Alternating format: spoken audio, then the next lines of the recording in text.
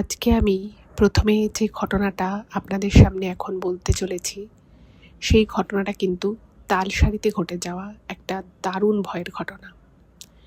তাও আবার এই ঘটনাটা ঘটেছিল ঠিক সেই সময়, মানে ঠিক এক সপ্তাহ পরে, যখন অভিনেতা রাহুল বন্দ্যোপাধ্যায়ের দুর্ঘটনাটা তালসারিতে ঘটে। সেই ঘটনা ঠিক এক সপ্তাহ পরের ঘটনা কিন্তু এটা। এই ঘটনাটা আমাকে অর্পিতা লিখে পাঠিয়েছে। ও জানিয়েছে যে ঘটনাটা ও আমাকে নাকি 2 মাস আগে লিখে পাঠিয়েছিল, কিন্তু কোনো কারণে ইমেলটা হয়তো আমরা পড়তে পারিনি বা মিস হয়ে গেছে, কিছু একটা হবে। তো অবশ্যই তার জন্য দুঃখিত। তো সেই জন্য আবার ইমেলটা করেছে এবং আজকের এই এপিসোডে আমি ওর এই ইমেলটা আপনাদের সামনে তুলে ধরছি। তো ও যেটা জানিয়েছে যে যখন ও এই অভিনেতা রাহুল বন্দ্যোপাধ্যায় দুর্ঘটনার খবরটা পায়, তখনও অফিসে ছিল। এবার অফিসে থাকাকালীনই ওই খবরটা পাই এবং ও খুব শকড হয়ে যায়। স্বাভাবিক, আমরা প্রত্যেকে খুব শকড হয়ে গেছিলাম যে এত ভালো একজন অভিনেতা, ওনার বেশি বয়সও হয়নি, উনি সুস্থ সবল ছিলেন। তো শুটিং করতে গিয়ে একটা দুর্ঘটনায় ওনার প্রাণ চলে যায়, যদিও ব্যাপারটা ইনভেস্টিগেশনের আন্ডারে আছে। তো এই বিষয় নিয়ে আমি বিশেষ কিছু বলবো না, এটা একটা বিচারাধীন বিষয়। তবে এই ঘটনাটায় ও আরও বেশি শকড হয়, কারণ ঠিক এর এক সপ্তাহ পরেই ওর ওই তালসারিতে যাওয়ারই প্ল্যান ছিল। ওর হাজব্যান্ডের এক বন্ধু, তার ওয়াইফ এবং তাদের আরও কিছু বন্ধুবান্ধব, মানে টোটাল 5 জন কাপল, 10 জনের যাওয়ার প্ল্যান। হোটেল বুকিং হয়ে গেছে, গাড়ি বুকিং হয়ে গেছে, সব কিছু ডান। এবং অর্পিতা যেটা জানিয়েছে যে রাহুল বন্দ্যোপাধ্যায় ওর একজন ভীষণই পছন্দের একজন অভিনেতা ছিল। তো সেই মানুষটার হঠাৎ করে চলে যাওয়া, তো ওনার অগণিত ভক্ত ছিল, তো সবার কাছেই এটা একটা খুব শোকের বিষয়, তো ওর কাছেও সেরকমই লাগে। এবার এই ঘটনাটা যখন সামনে আসে, তো তখন ওদের যে ফ্রেন্ড সার্কেল, তো তাদের কাছে বলে যে এরকম একটা ঘটনা ঘটলো, সেই তালসারিতেই আমাদের ঘোরার প্ল্যান হয়েছে, তো প্ল্যানটা ড্রপ করে দিই। তো ওরা চেষ্টা করে, কিন্তু ওরা যেটা দেখতে পায় যে গাড়ি যদি বুকিং ওরা ক্যান্সেল করেও, হোটেল বুকিংয়ে কিন্তু পয়সা ওরা ফেরত পাবে না, অ্যাটলিস্ট 50% টাকা কেটে নেওয়া হবে। এবং ওদের 2 দিনের বুকিং ছিল। তো সেই জন্য ওরা ঠিক করে যে না, এতগুলো টাকা মানে নষ্ট করার তো কোনো মানে হয় না। আর ওনার প্রতি সমবেদনা শ্রদ্ধা রেখেই ওরা ভাবে যে না, ঠিক আছে, আমরাও যাই। এবং ও লিখেছে যে দিদি, আপনি বিশ্বাস করবেন কিনা জানি না, আমরা এই তালসারির মানে ওরা বছরে একটা করে, ওদের যেহেতু মানে ওর হাজব্যান্ডের বন্ধুবান্ধব, ওর বন্ধুবান্ধব সবাই হচ্ছে কমন ফ্রেন্ড। তো এই যে 5 জন কাপল গেছিল, তো এই 5 জন কাপালই কিন্তু একে অপরকে বহুদিন থেকেই চেনে। তো বলছে আমাদের সকলেরই মনটা কিন্তু খুব ভারী ছিল। আমরা বছরে একটা করে এরকম সবাই মিলে ট্রিপ করি, কাছে পিঠের মধ্যেই, কখনো দার্জিলিং, কখনো শান্তিনিকেতন, কখনো দীঘা, কখনো মন্দারমণি, কখনো তালসারি। তো আমাদের প্রচুর হাসি মজা গল্প আড্ডা এটাই হয়। কিন্তু সেইবার যখন আমরা যাচ্ছি তালসারিতে, আমাদের বারবার একটাই কথা মনে পড়ছে যে মানে এত ভালো একজন অভিনেতা, তার সাথে এরকম একটা ঘটনা ঘটে গেল। এবং মানুষের জীবন কতটা আনসার্টেন, যে কোনো মুহূর্তে যে কোনো মানুষের সাথেই যা কিছু ঘটে যেতে পারে, এবং তার আগের মুহূর্তে অবধি হয়তো সেই মানুষটাও বুঝতে পারে না যে তার সাথে এমন কিছু ঘটতে চলেছে। তো ওদের মনটা একটু ভারী ছিল। এবার ওরা যেদিন যায় আর কি, ওদেরকে একটা লেজার ট্রিপ ছিল, ওরা একটা গাড়ি আর কি বলে রেখেছিল। তো গাড়ি করে করে এদিক ওদিক ঘুরবে এবং মেইনলি বিচে, তারপরে ওরা একটা খুব ভালো রিসর্ট নিয়েছিল, তো সেখানেই ওরা টাইম কাটাবে, আড্ডা মারবে, এটাই ছিল প্ল্যান। এবার প্রথম দিন ওরা গিয়ে পৌঁছয় এবং সেখানে ওরা খাওয়া দাওয়া করে একটু আশেপাশটা ঘুরে নেয়। পরের দিন সকালবেলা ওদের মোটামুটি ওদের রিসর্টেই ব্রেকফাস্ট ছিল, তো সেখানে খাওয়া দাওয়া করে ওরা সবাই রেডি হয়ে বেরোয়। এবং বেরোনোর পরে ওরা একটু কাছে পিঠে ঘুরে নেয়। মোটামুটি ওরা ওই 4 ঘন্টার জন্য বেরোয়। 4 ঘন্টা ঘুরে টুরে আবার ওরা ওদের রিসর্টে চলে আসে। এবং রিসর্টে যখন আসে, তারপরে 1-1.5 ঘন্টা ওরা রেস্ট নেওয়ার পরে ওরা ওদের ওই তালসারির যে আর কি যে সমুদ্র সৈকত রয়েছে, সেখানটা ওরা হাঁটতে বেরোয়। এবং মানে ওরা প্রত্যেকেই আর কি আলোচনা করছে যে মানে কোথায় শুটিং হচ্ছিল, কোথায় যে ঘটনাটা ঘটে গেল, মানে ওভাবে তো আর বোঝা যায় না যে কোথায় দেখ শুটিংটা হয়েছিল, কোথায় কী হয়েছিল। এমনি ওরা নিজেদের মধ্যে জাস্ট আলোচনা করছে। তো আলোচনা করতে করতে ওর না মানে হঠাৎ করেই মনে হয়, মানে ও লিখেছে যে দিদি আমি বলতে পারবো না এটা আমি প্রচণ্ড ইমোশনাল হয়ে গেছিলাম বলে কি না, নাকি মানে কি হলো আমার সাথে আমি জানি না। আমার সেদিন দুপুরের পর থেকে, মানে যখন থেকে আমরা ঘুরে রুমে এলাম তারপর থেকেই কীরকম যেন একটা মনে হচ্ছিল। কারণ সত্যি বলতে কি, মানে ওই বুকিংটা যদি আমাদের আগে না থাকতো বা আমাদের যদি টাকা আমরা ফেরত পেয়ে যেতাম, আমরা তো ট্যুরটা ক্যান্সেলই করে দিতাম। কারণ আমাদের সত্যি কথাই মনটা খুব ভালো ছিল না, খুবই ভারাক্রান্ত ছিল।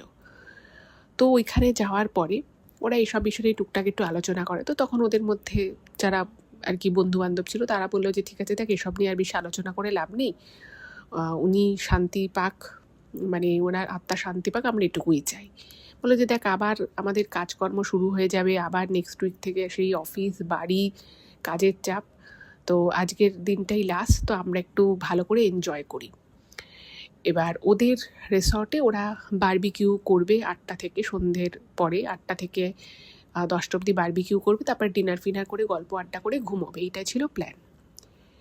এইবারে ওর শরীরটা না আস্তে আস্তে কীরকম যেন একটা অবসন্ন হতে থাকে, ওর যেন কিছুই ভালো লাগছিল না অর্পিতার।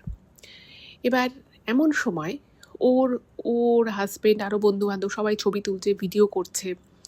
এবার ওর না হঠাৎ করেই না, মানে ও লিখেছে যে আমি জানি না কেন কি জানি আমার না কিছু ভালো লাগছিল না।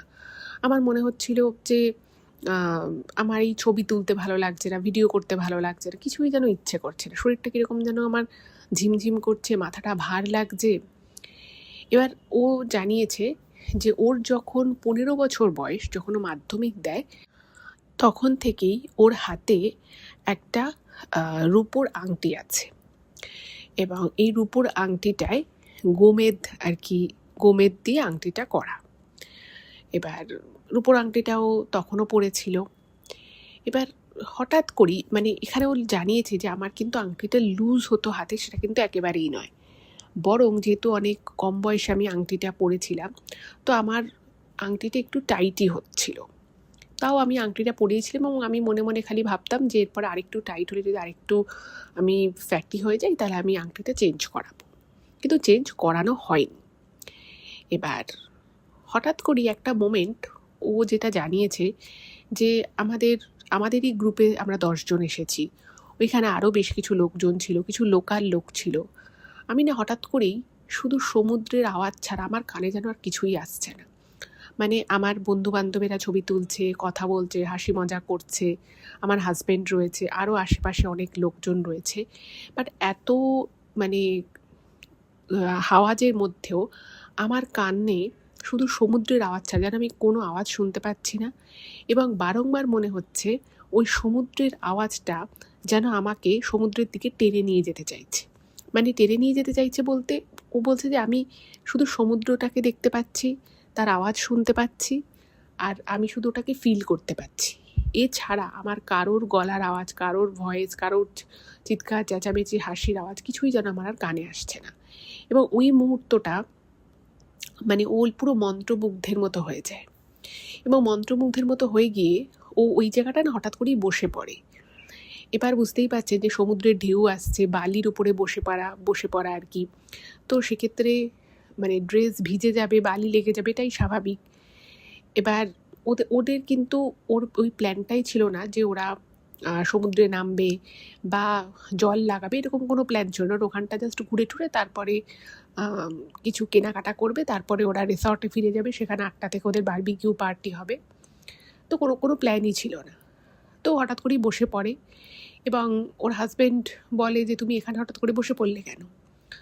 তো ওই কথাটাও একটু মানে আধা আর কি ওর কানে আসে, এবং ও নাকি তখন উত্তর দিয়েছিল, যে যদিও এটা ও জানে না, ও নাকি উত্তর দিয়েছিল যে আমি একটু বসে, আমার এখানে বসতে খুব ইচ্ছে করছে, ভালো লাগছে, আমি একটুখানি এখানে বসছি। যদিও ও লিখেছে যে এই জিনিসটা কিন্তু ওর মনে নেই, ও যেটা বলেছিল। এবার হঠাৎ করেই ও নাকি ওখানে বালি ঘাটতে থাকে, এবং সবাই ছবি তুলছে, ওর হাজব্যান্ড ওর কাছাকাছিই ছিল, কিন্তু ওর কানে কোনো আওয়াজ যাচ্ছে না। এরকম করে হঠাৎ করেই মানে বেশ কিছুক্ষণও বসে থাকে। তারপরে ও বুঝতে পারছে যে ওকে পিছন থেকে হয়তো ডাকছে ওর বন্ধুবান্ধব বা ওর হাজব্যান্ড, বাট ও আর সেটার দিকে কনসেন্ট্রেশন দিতেই পারছে না। তো ও নাকি এগিয়ে যাওয়ার পরে কিছুটা এগিয়ে যায় আর কি সমুদ্রের দিকে, ও হঠাৎ করেই পড়ে যায়, মানে একটা ছোট ঢেউ আসে, মানে ঢেউটা একদমই ছোট, বড় ঢেউ এসছে বা ডিসব্যালেন্সড হয়ে যাওয়ার মতো কিছু সেরকম নয়, বাট স্টিল ও নাকি পড়ে যায়। এবং ও যে মুহূর্তে পড়ে যায়, ওর হাজব্যান্ড ওর থেকে একটু সামান্য দূরে ছিল, তো ও নাকি চট করে দৌড়ে চলে এসে ওকে তোলে। এবং ওকে যখন তোলে, ওর চোখ দুটো নাকি আধা খোলা আধা বন্ধের মতো ছিল। তো ওর হাজব্যান্ড একটু ভয় পেয়ে যায়, বাকি বন্ধুবান্ধবও সামনে চলে আসে। তো ওকে যখন একটু টেনে নিয়ে বিচের একটু ভিতরের দিকে গেছে, তো তখন নাকি ওকে ওরই এক বান্ধবী জল খাওয়ানোর চেষ্টা করে, জলের বোতল থেকে জল খাওয়ানোর চেষ্টা করে। এবং ও যে পুরোপুরি ফেন্ট হয়ে গেছিলো তা কিন্তু নয়, ওর চোখটা আধা খোলা আধা বন্ধের মতো ছিল। এবং হঠাৎ করেই তারপরে জলটা খাওয়ার পরে ওর মানে চোখটা পুরোপুরিও খোলে, মুখে চোখে একটু জল দেয়। তো তারপরে ওর শরীরটা না মনে হলো যেন একদম নর্মাল হলো। ওই যে ওর মাথাটা ভার হয়েছিল, কিছু ভালো লাগছিল না, শরীরটা ম্যাজ ম্যাজ করছিল, তো সেই জিনিসটা ছেড়ে যায়। এবং ওর ওই মুহূর্তে প্রথম যে জিনিসটা মনে হয় যে ওর হাতে ওই আংটিটা নেই, ওই রূপোর যে গোমেদ দেয়া যে আংটিটা, সেই আংটিটা নেই। এবং ও নাকি মানে ওর হাজব্যান্ড রয়েছে, ওর বন্ধুবান্ধব সবাই ওকে ঘিরে রয়েছে, সবাই একটু টেনসড হয়ে গেছে যে কী ব্যাপার হলো, শরীরটা এরকম খারাপ করলো কেন। ও হঠাৎ করে ওর হাতটা ওর সামনে নিয়ে আসে এবং ও দেখে ওর হাতে আংটিটা নেই। এবং তখন কিন্তু ও পুরোপুরি স্বাভাবিক, ওর শরীরের সেই জড়তা ভাব বা সেই যে ওর শরীরটা অস্থির লাগছিল, সেই সমস্ত কোনো কিছু নেই, ওর শরীর একদম পুরো ফ্রেশ ফিট রয়েছে। তো ও নাকি প্রথম কথাটাই ওর হাজব্যান্ডকে বলে যে আমাকেই নিয়ে যেত সমুদ্রে, কিন্তু আমার আংটিটা চলে গেছে। তো ওর হাজব্যান্ড বলছে যে কোন আংটি গেছে, তো বলছে যে এরকম একটা আংটি ছিল না। তখন ওর হাজব্যান্ড বলছে, ও আচ্ছা ওই আংটিটা, তো তুমি ঠিক আছো তো, তুমি হঠাৎ করে ওভাবে বালি ঘাটছিলে কেন, হয়তো তুমি যখন বালি ঘাটছিলে তখনই হয়তো তোমার হাত থেকে আংটিটা খুলে গেছে। তো ওর হাজব্যান্ড আবার যেখানটা ও বালি ঘাটছিল সেখানটা খুঁজতে যায়, কিন্তু ও মনে মনে জানতো যে ওই আংটিটা পাওয়া যাবে না, আংটিটা হয়তো ওই জলের তরেই কোথাও ভেসে চলে গেছে। তো ও লিখেছে যে দিদি আমি জানি না আমার সাথে এটা কেন ঘটলো, এবং ওই আংটিটা বারবার আমি মানে তোমাকে বলছি যে আমার আংটিটা কিন্তু বেশ টাইট হচ্ছিল, এবং আমি কিছুদিন ধরে ভাবছিলাম যে এর থেকেও বেশি যদি টাইট হয়ে যায় তাহলে আমি আংটিটাকে বাড়াবো এবং এরপর হয়তো আমি সোনার করে নেবো, রূপোরা পরবো না, সোনার করবো। সেই জায়গা থেকে আংটিটা কী করে আমার হাত থেকে চলে গেল এবং ওই আংটিটা চলে যাওয়ার পরেই আমার শরীরটা কী করে ঠিক হলো, কেন ঠিক হলো, আমি সত্যিই কিছু জানি না। তবে ও যেটা মেনশন করেছে যে ওই জায়গাটায় ওর খুব প্রচণ্ড রকমভাবে আনক্যানি ফিলিংস আসছিল। এবং পরে রাতের বেলা ওরা বন্ধুবান্ধবেরা সবাই মিলে যখন গল্প করছিল, তখন কিন্তু আরও দুজন ও বন্ধুবান্ধবের মধ্যে তারা কিন্তু বলে যে ওই পজিশানে ওই দুই মানে বন্ধু, একজন বান্ধবী একজন বন্ধু, তারাও কিন্তু একটা আনক্যানি ফিলিংস তাদেরও হয়েছে, তারাও মানে তাদেরও মনে হচ্ছে যে কিছু তো একটা ঘটছে, বাট সেটা এক্স্যাক্ট কী সেটা কিন্তু জানে না কেউ। এবং ওর সাথেও যে কী অ্যাকচুয়ালি ঘটেছিল সেটা কিন্তু ও জানে না, কিন্তু ওই আংটি চলে যাওয়াটা ওরকম ওর মানে ওই সময় যে ওর হাজব্যান্ডকে কী বলেছিল সেটা যেমন ওর আজও মনে নেই। ওর হাজব্যান্ড ওকে যখন বলে যে তুমি তো আমাকে এটা বললে, ও মনেই করতে পারে না যে ওই কথাটা অ্যাকচুয়ালি ওর হাজব্যান্ডকে বলেছিল। তো এটাই ছিল আজকের প্রথম ঘটনা। আর সবার রাশি বা সবার অরা তো সমান হয় না, তাই একটা জায়গায় যদি অনেকে থাকেও সেখানে কিন্তু সেই অনেকের মধ্যে সবাই যে সবটা ফিল করতে পারে বা সবাই যে সবটা বুঝতে পারে তা কিন্তু নয়। যাদের একটু মানে যে রাশিগুলো থাকে, যেগুলো একটু ভারী রাশি, তারা কিন্তু অনেক সময় অনেক কিছু ফিল করতে পারে না, কিন্তু যাদের রাশিগুলো একটু হালকা তারা কিন্তু অনেক সময় অনেক কিছু ফিল করতে পারে। আর দেখুন, দীঘা বলুন, মন্দারমণি, তারপরে তালসারি, এরকম জায়গায় তো অনেক ধরনের ঘটনা ঘটে যায়। তো আপনারাও হয়তো শুনে থাকবেন যে কোনো একটা জায়গায় যদি এরকম অনেক ঘটনা ঘটে যেখানে মানুষের প্রাণ চলে গেছে বা কোনো একটা কিছু দুর্ঘটনা ঘটেছে, সেই জায়গাগুলো না খুব কার্সড হয়ে যায়। আমি এই প্রসঙ্গে একটা জিনিস আপনাদেরকে বলি, আপনারাও নিশ্চয়ই সহমত হবেন যারা গেছেন বিশেষত, সেটা হচ্ছে যে যেখানটায় ওই পাঞ্জাবের যেখানে ওই জালিয়ানওয়ালাবাগের হত্যাকাণ্ডটা হয়েছিল, তো আমার মনে আছে আমি ছোট ছিলাম, ছোট বলতে খুব ছোটও নয়, তখন আমি মানে অনেকটাই বড়, অবশ্যই তখন মনে আমি খুব সম্ভব 11-12 পড়ি, এরকমই হবে। তো আমি, বাবা, মা, দিদি, আমরা সবাই মিলে, আমার দিদা, সবাই মিলে আমরা ঘুরতে গেছিলাম। তো তো আমরা অমৃতসরের স্বর্ণ মন্দির দেখি, তো তারপরে আমরা ওই জালিয়ানওয়ালাবাগের যে জায়গাটা যেখানে ওই ঘটনাটা ঘটেছিল সেইখানটায় আমরা যাই। অনেকেই এই ট্যুরটা নিয়েই থাকেন, আপনাদের মধ্যেও হয়তো অনেকে এই জায়গাটায় গেছেন। বিশ্বাস করুন, মানে দিনের বেলা আমরা গেছি এবং আমি যখন ওই জায়গাটায় দেখছি, মানে যে জায়গাটা আর কি আমাদের যিনি গাইড ছিলেন উনি বলছিলেন যে এই জায়গাটাতে এরকম ঘটনা ঘটেছিল, একদম সেম স্পটটা উনি যখন দেখান, বিশ্বাস করুন আমার জায়গাটায় না, মানে কত বছর আগে ঘটনাটা ঘটেছিল ভাবুন। বাট তখনও না আমি যেন ওই মানুষের চিৎকার বা মানুষের সেই হাহাকার যেন আমি পুরো ফিল করতে পারছি। এবং আমি আপনাদেরকে সত্যি বলতে পারি যে ওই জায়গাটার মধ্যে একটা অদ্ভুত ধরনের একটা মানে অরা রয়েছে। আপনি সেখানে দিনের বেলা যান, খটখটে রোদ, চারিপাশে বেশ কয়েকটা লোকজন রয়েছে, সব কিছুর মাঝেও আপনি না মানে হয়তো ওটা ফিল করতে পারবেন। এবং ওই যে বললাম সবাই হয়তো সব কিছু ফিল করতে পারে না, বাট আমি এবং আমার মা আমরা দুজনেই কিন্তু ফিল করেছিলাম যে ওই জায়গায় অনেক কিছু আছে, অনেক অতৃপ্ত, মানে আমরা আত্মা বলি বা এন্টিটি বলি বা এনার্জি যাই বলি না কেন, যেহেতু ওই জায়গায় ওই ধরনের একটা ঘটনা ঘটে গেছিলো আজ থেকে এত বছর আগে হলেও সেই হাহাকার, সেই চিৎকার, সেই আর্তনাদ আজও যেন ওখানে ফিল করা যায়। এবং পরবর্তী সময় আমি আরও কয়েকজনের মুখে শুনেছি তারাও কিন্তু সেম ফিল করেছিল। নমস্কার শ্রোতা বন্ধুরা, ভূত ভগবান চ্যানেলে আপনাদের সকলকে অনেক স্বাগত। আশা রাখছি সবাই খুব ভালো আছেন, সুস্থ আছেন, আনন্দে আছেন এবং আমাদের এই চ্যানেল ভূত ভগবান চ্যানেলের ঘটনা মন দিয়ে শুনছেন এবং এনজয় করছেন। আর সত্যি যদি আপনাদের আমাদের চ্যানেলের ঘটনাগুলো ভালো লাগে অবশ্যই কিন্তু চ্যানেলটাকে সাবস্ক্রাইব করবেন, ভিডিওগুলোকে লাইক করবেন। পুরো ঘটনাটা শোনার পরে কেমন লাগলো সেই মূল্যবান মতামত জানাতে কিন্তু একদম ভুলবেন না। আর আপনাদের জীবনে বা আপনাদের পরিচিত কোনো কারোর জীবনে যদি এরকম কোনো ঘটনা ঘটে থাকে সেগুলো আমাদের কাছে লিখে পাঠিয়ে দিতে পারেন। এবারে আমি চলে যাব আজকের দ্বিতীয় ঘটনায়। তো আজকে দ্বিতীয় ঘটনাটা যিনি পাঠিয়েছেন তিনি হচ্ছেন একজন হতভাগ্য দিদি, যিনি তার ভাইয়ের বিষয়ে একটা ঘটনা শেয়ার করেছেন। তিনি ইমেলে লিখেছেন যে ম্যাডাম আপনি আমার নাম বলতেই পারেন, আমার কোনো অসুবিধে নেই, আমার ভাইয়ের নামও বলতে পারেন, কিন্তু আমার ঘটনাটা পড়ে মনে হলো যে ওনার বা ওনার ভাইয়ের নামটা না বলাই এক্ষেত্রে সমীচীন হবে। তো সেই জন্য আমি ওনাকে ওনার নাম বা ওনার ভাইয়ের নাম বলছি না, আমি ঘটনাটা বলার ক্ষেত্রে ওনাকে দিদি বলেই সম্বোধন করছি। তো উনি ঘটনাটা লিখেছেন এবং রিকোয়েস্ট করেছেন যেন আমি নিজের মতো করে গুছিয়ে আপনাদের সামনে ঘটনাটা বলি। তো আমি প্রথমেই বললাম যিনি আমাকে ঘটনাটা পাঠিয়েছেন তিনি সত্যিই একজন হতভাগ্য দিদি। তো উনি যেভাবে লিখেছেন আমি সেভাবেই আপনাদের বলি। ছোটোবেলা থেকেই ওনাদের ফ্যামিলিটা খুবই হাসি খুশি একটা পরিবার।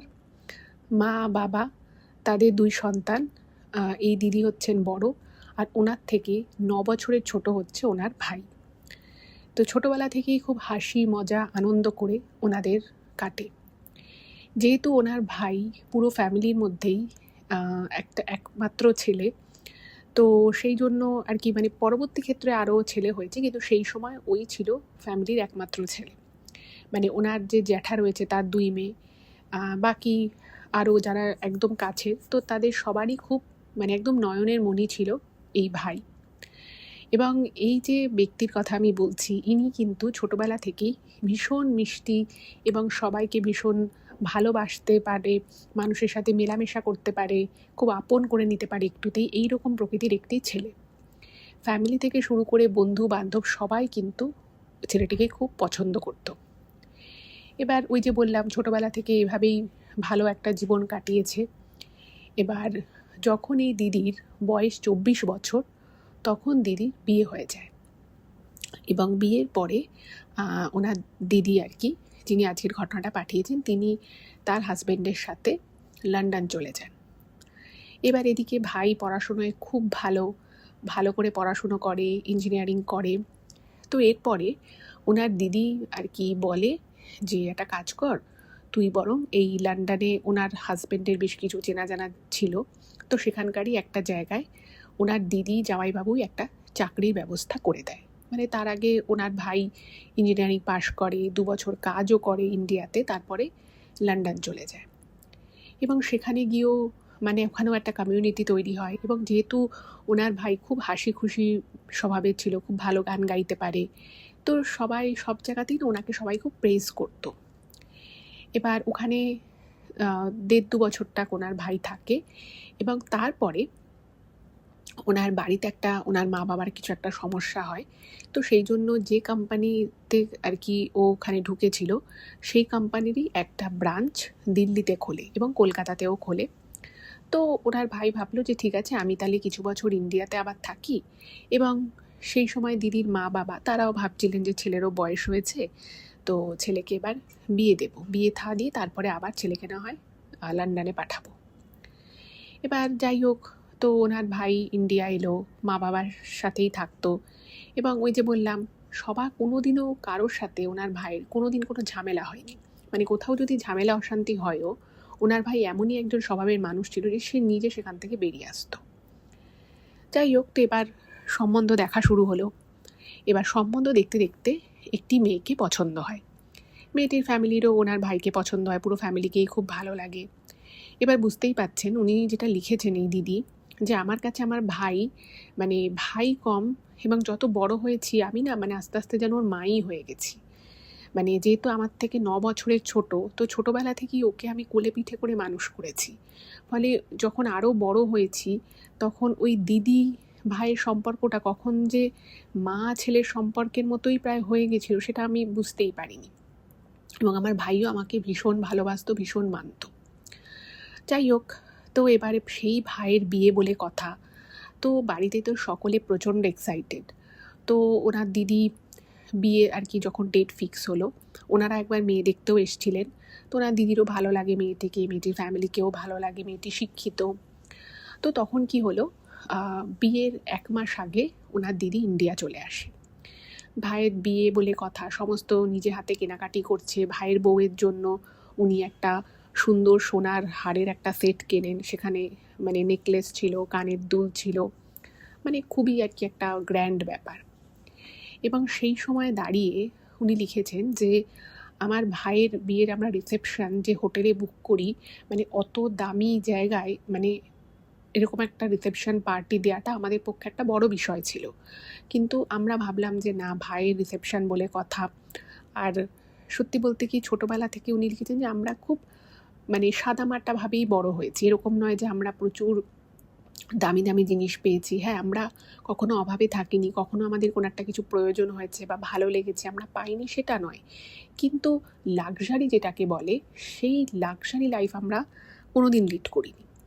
কিন্তু যেহেতু ভাই অনেকটা ছোট, আর এই দিদি নিজেও ভাবলো যে না, ভাইয়ের রিসেপশনটা একটা বড় করে দেবে, একটা মনের ইচ্ছে থাকে। তো সেই জন্য ওর একটা দামি হোটেল বুক করে এবং সেখানে খুব গ্র্যান্ড একটা রিসেপশন পার্টি ওরা রাখে। বিয়েটা ভালোভাবেই মিটে যায়, রিসেপশনও ভালোভাবে মিটে যায় এবং সকলেই কিন্তু মানে ওনার ভাইয়ের বউকে একদম বাড়ির মেয়ের মতো করে বরণ করে নেয়। এবং যেখানে দিদি লিখেছেন যে আমি তো ওকে সোনার গয়না সেট তো দিয়েই ছিলাম। ইভেন ও যখন মানে ওকে যখন আমি দেখতে যাই, যখন পাকা কথা হয়ে যায়, মানে আমার এত ভালো লাগে মেয়েটিকে যে আমি মানে একটা সোনার চেন পরেছিলাম, আমি সেই চেনটাই খুলে ওকে পরিয়ে দিই। মানে আমার এত মেয়েটিকে পছন্দ হয়েছে, কারণ মানে আমাদের কাছে একটাই প্রায়োরিটি ছিল যে আমার ভাইটাকে যেন ভালো রাখে, পুরো ফ্যামিলিটাকে যেন ভালো রাখে। আমার ভাই যেরকম মানসিকতার ছেলে, খুব সহজ সরল একটা ছেলে, তাকে ভালো রাখুক, ব্যাস, আমাদের আর ওর থেকে কিচ্ছু এক্সপেকটেশনের নেই। মানে ইভেন দিদি লিখেছেন যে মেয়েটি চাকরি করতো, বলছে আমার মা বাবা বা আমার ভাই, ইভেন আমি মেয়েটিকে জিজ্ঞেসও করিনি যে ও কত টাকা স্যালারি পায়, কারণ আমাদের কাছে এটা কোনো ম্যাটারই করতো না। যাই হোক, তো এরকম একটা ফ্যামিলিতে, মানে সত্যি বলতে কি, এরকম একটা ফ্যামিলি কিন্তু প্রত্যেকটি মেয়ের কাছেই মানে প্রচণ্ড রকমভাবে গ্রহণযোগ্য। এবং মানে যেসব মেয়েদের হয়তো বিয়ে হয়নি, তারা হয়তো ভাবে এরকমই একটা শ্বশুরবাড়ি পাবো যেখানে আমাকে মেয়ের মতো করে রাখবে, ভালোবাসবে, কেয়ার করবে। এবং একদম এইরকমই শ্বশুরবাড়ি কিন্তু ওনার ভাইয়ের বউ পায়। আর ওনার ভাই তো খুবই ভালো। তো ওনারা বিয়ের পরে মরিশাস ঘুরতে যায়, ওনার ভাইয়ের বউ দুজনে মরিশাস ঘুরতে যায়। এদিকে ওদের সংসার টংসার সব শুরু হয়েছে, এদিকে ওনার দিদিও আবার লন্ডনে ফেরত চলে গেছে। প্রথম 2 মাস কিন্তু সেই ভাইয়ের বউ ভাইয়ের সাথে খুব ভালো ব্যবহার করে, ওনার মা বাবার সাথে ভালো ব্যবহার করে এবং সব কিছু একদম পারফেক্ট চলছিল। হঠাৎ করেই ঠিক বিয়ের 2 মাস পর থেকে মেয়েটির আচার আচরণের কিন্তু একটা পরিবর্তন দেখা যায়। কীরকম পরিবর্তন সেটা একটু আপনাদেরকে বলি। মেয়েটি প্রচণ্ড রকমভাবে স্বেচ্ছাচারিতা করা শুরু করে এবং মেয়েটি ওনার ভাইকে আর কি বলে যে তুমি মানে তোমার মা বাবার সাথে বেশি কথা বলবে না, ওদেরকে কোনো হেল্প করবে না, ওদের সাথে খুব বেশি তুমি টাইম স্পেন্ড করবে না, তোমার দিদির সাথে তুমি বেশি কথা বলবে না, এবং আমি তোমাকে যেটা বলবো, যেভাবে বলবো তুমি সেই কাজটাই করবে এবং সেইভাবেই করবে। মানে প্রচণ্ড রকমভাবে ম্যানিপুলেটিভ। এবার বুঝতেই পারছেন, যেই ছেলেটি একটি হাসি খুশি ছেলে, তার বাড়িতে রয়েছে, তার পরিবারের সাথে রয়েছে, হঠাৎ করেই যদি তাকে বলা হয় যে তুমি তোমার বাড়ির লোকের সাথে কথা বলবে না, তোমার দিদির সাথে কথা বলবে না, তোমার বাবা মাকে কোনো হেল্প করবে না, এইটা তো যে কোনো মানুষই মেনে নেবে না, তাই না? তোর ভাইও ব্যাপারটা মানতে পারে না, বলে যে কেন, কি সমস্যা তোমার? কারণ ওনার ভাইয়ের বউ, এই দিদি যেটা লিখেছে যে আমার ভাইয়ের বউ কোনো কাজ করতো না ঘরের, এবং সত্যি বলতে ওকে কেউ কাজ করার কথা বলতোও না, কারণ আমাদের বাড়িতে আগে থেকেই সমস্ত কাজের লোক আছে। আর ওনার মা, মানে এই দিদির যিনি মা, উনি বলছেন যে আমার মা আজও প্রচুর অ্যাক্টিভ, মা নিজেই পুরো ঘরের সমস্ত কাজ করতে পারে। ফলে ভাইয়ের বউকে মানে কোনো একটা কাজের জন্য বলবে, এটা কখনোই আর কি কিছু ছিল না। ইভেন আমার মা সকালবেলা উঠে সবার জন্য চা করা, তারপরে ওনার ভাইয়ের বউ সকালবেলা ডিটক্স ওয়াটার খেত, সেই জল আগের দিন রাতে ভিজিয়ে রাখা, এই সমস্ত কাজ ওনার মাই করতেন। এবার এখান থেকে একটা অশান্তি শুরু হলো, এবং ওনার ভাই প্রথম না এগুলো বাড়িতে বলতো না, কারণ কি বলবে যে বউ এরকম বলেছে, বলতো না। এবার ওদের ঘর থেকে কথা কাটাকাটির আওয়াজ পাওয়া যেত, এবং যেদিন প্রথম ওনার বাবা মা জানতে পারে যে ছেলে আর ছেলের বউয়ের মধ্যে কিছু একটা বিষয় নিয়ে ঝগড়া হচ্ছে, ওনাদের খুব অবাক লাগে এবং খুব খারাপও লাগে যে আমার ছেলে আজ অবধি কারোর সাথে কখনো কোনো ঝগড়া অশান্তি কিছু করেনি, 2 মাস অবধি এদের বিয়ে এত ভালো চললো, এত সব কিছু ঠিকঠাক হলো, হঠাৎ করে কি ব্যাপার হলো যে আমার ছেলের সাথে এই মেয়েটা ঝগড়া করছে। এবার বুঝতেই পাচ্ছেন, ছেলে মেয়ে যখন বড় হয়ে যায় তখন তো সব কথা সরাসরি ওইভাবে বাবা মা জিজ্ঞেস করতে পারে না। তো ওনার বাবা মাও জিজ্ঞেস করেনি, ভেবেছে যে ঠিক আছে ওদের ব্যাপার, ওরা বুঝে নেবে। কিন্তু ওনার মা এই দিদিকে কিন্তু ফোনে কথাটা জানায় যে জানিস তো, আমি আগের সপ্তাহে 2-3 দিন দেখলাম তোর ভাইয়ের সাথে ওর ঝগড়া হচ্ছিল, এবার কি ব্যাপার নিয়ে ঝগড়া হচ্ছিল সেসব তো জানি না, ছেলেও কিছু বলেনি, আমরাও জিজ্ঞেস করিনি। তো তখন এই দিদি বলল যে দেখো একটা কাজ করো, তুমি বরং ভাইকে একটু জিজ্ঞেস করো, যখন ও একা থাকবে বা যখন ও একটুখানি অন্যমনস্ক থাকবে, তুমি একটু জিজ্ঞেস করতে পারো, কারণ হতে পারে ও মেয়েটার হয়তো কোনো সমস্যা হচ্ছে, সেটা হয়তো ও বলতে পারছে না।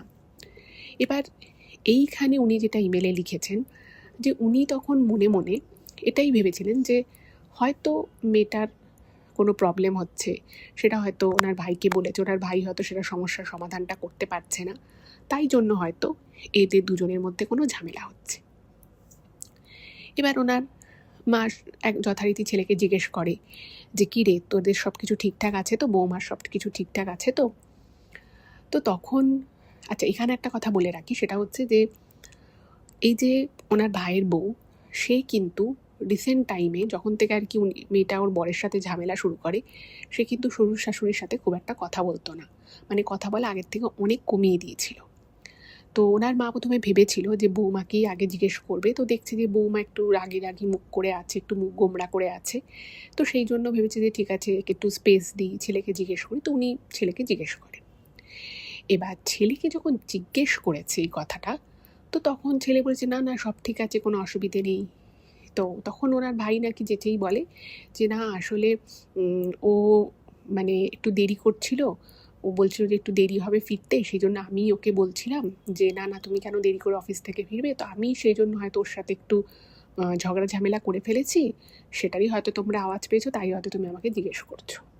ভাবুন একটা ছেলে, সে কতটা স্ত্রীর প্রতি দায়বদ্ধ, এবং তার স্ত্রীর মান সম্মান, তার স্ত্রীকে যাতে তার মা খারাপ না ভাবে সেই জন্য সে একটা মিথ্যে কথা বানিয়ে তার মাকে বলে, যাতে তার মা তার স্ত্রীকে কখনো খারাপ না ভাবে। এবং সে বলে যে আমি ওর সাথে ঝগড়াটা শুরু করেছিলাম, ওর কোনো দোষ নেই, ও তো মানে কাজে ফেসে গেছিলো, বাট আমি ওর সাথে একটু খারাপভাবে কথা বলে ফেলেছি, তাই হয়তো আমাদের মধ্যে একটু অশান্তি হচ্ছিল, তো মা তুমি কিছু মনে করো না। এবার ছেলে যখন এই কথাটা তার মাকে বলে, ওনার মা কিন্তু স্পষ্ট বুঝতে পেরে যায় যে আমার ছেলে মিথ্যে কথা বলছে। কারণ ওই যে বললাম, একজন মা তো জানে যে তার ছেলের নেচার কীরকম। এবার তার ছেলে শুধু শুধু তার ওয়াইফের সাথে কোনো একটা বিষয় নিয়ে ঝগড়াঝাটি করবে, সেই ছেলে ওনার ছেলে সেরকম একেবারেই নয়। তো উনি আর কিছু বলে না, শুধু এটুকু বলে যে তোদের দুজনের সবে বিয়ে হয়েছে, অ্যারেঞ্জ ম্যারেজ, তোরা কিন্তু একে অপরকে বুঝে চল যাতে শান্তি থাকে, বলে উনি বেরিয়ে যায়। এবং উনি কিন্তু এই কথাটা এই দিদিকে জানায় যে জানিস তো, আমাকে এটা বললো, কিন্তু ও যখন কথাগুলো বলছিল আমি স্পষ্ট বুঝতে পেরেছি ও আমাকে সত্যিটা বলল না, ও আমাকে মিথ্যে কথা বললো এবং পুরো বিষয়টাও নিজের ঘাড়ে নিয়ে নিয়েছে। এটা শুনে না ওনার মানে এই দিদির আর কি একটু অড লাগে যে কেন ভাই হঠাৎ করে মিথ্যে কথা কেন বলতে যাবে। তার মানে কি এমন কিছু ওদের মধ্যে চলছে বা এমন কিছু কথা মেয়েটা বলেছে যেটা ও মায়ের সামনে বলতে পারলো না বা সেটাও শেয়ার করতে পারলো না। কারণ সেরকম যদি না হতো তাহলে ও হঠাৎ করে মিথ্যে কথাটা কেন বলতে গেল, কারণ ও নিজেও জানে যে ও যেটা বলেছে সেটা আমরা কেউ বিশ্বাস করব না। যাই হোক, তো এই দিদি বললো যে ঠিক আছে, ওদের মধ্যেকার ব্যাপার, সদ্য বিয়ে হয়েছে, ভুল বোঝাবুঝি ছোটোখাটো হতেই পারে, এগুলো আস্তে আস্তে ঠিক করে নিক, হতে পারে, ঠিক আছে, ওদের সময় দেওয়া উচিত, ওরা ওদের মতো থাকুক। ইন দ্য মিন টাইম যেটা হলো, ওদের মধ্যের এই অশান্তি কিন্তু কমার বদলে আস্তে আস্তে আরও বাড়তে লাগলো। মানে দিনের পর দিন এই অশান্তিটা বাড়তে থাকে, বাড়তে বাড়তে বাড়তে বাড়তে একটা এমন জায়গায় গিয়ে পৌঁছে যায়, মানে বিয়ের 5 মাসের মাথায় অশান্তিটা একটা এমন জায়গায় গিয়ে পৌঁছে যায় যেখানে বাড়ির লোক এবার পুরোপুরি বুঝতে পারে যে কেন অশান্তি হচ্ছে। কারণ এতদিন ঘরের মধ্যে হয়তো একটা কোনো বিষয় নিয়ে ঝামেলা হচ্ছিল, এবারে ঘর থেকে বেরিয়ে হলে বা করিডোরে এই কথাগুলো ওদের মধ্যে হতে থাকে। এবার বুঝতেই পাচ্ছেন যে বাবা মায়ের কানে সবই আসছে, তারা সবই এবার শুনতে পাচ্ছে।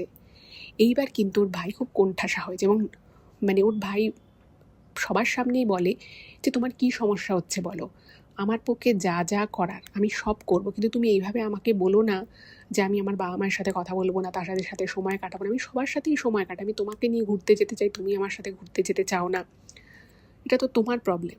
এবার এইসব যখন ওনার বাবা মা শুনতে পেলেন, ওনারা প্রচণ্ড রকমভাবে ভেঙে পড়েন এবং তখন ওনারাই নিজেদের দায়িত্বে তাদের বৌমার কাছে যায় এবং গিয়ে বলে যে তোমাদের আমার সাথে কী সমস্যা।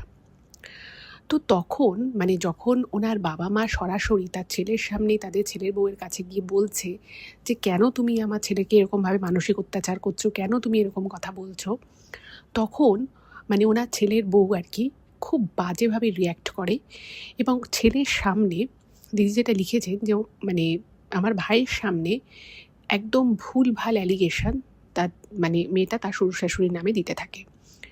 ওনার ভাইয়ের সামনে বলে যে তুমি যখন বাড়িতে থাকো না, কখনো কখনো তো আমি বাড়িতে আগে আসি, তোমার বাবা মা আমাকে উল্টোপাল্টা কথা বলে, আমাকে দিয়ে কাজ করায়, আমাকে বলে যে তোমাকে দেখতে ভালো না, তোমাকে আমার ছেলের সাথে মানায় না, উল্টোপাল্টা কথা বলে, তোমার দিদিকে ফোন করে করে আমার সামনে বাজে বাজে কথা বলে আমার সম্পর্কে, এতে আমি প্রচণ্ড অপমানিত বোধ করছি, ইভেন তোমার মা আমাকে ধাক্কাও মেরেছে, এরকম নানান বেসলেস মন্তব্য করতে থাকে।